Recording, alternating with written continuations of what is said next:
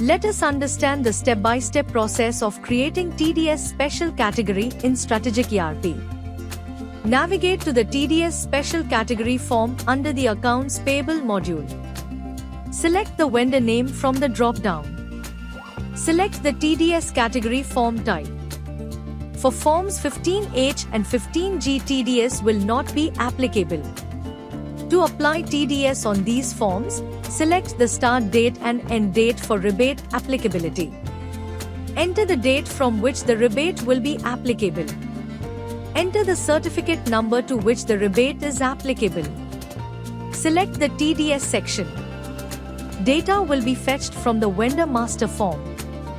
For income tax rebate type, enter the cap amount to be reflected in the TDS rebate certificate. Enter the TDS percentage applicable for the specified income tax rebate section. Once done, save the data.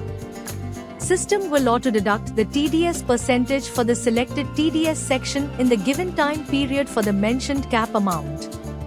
The process of creating a TDS special category is now complete.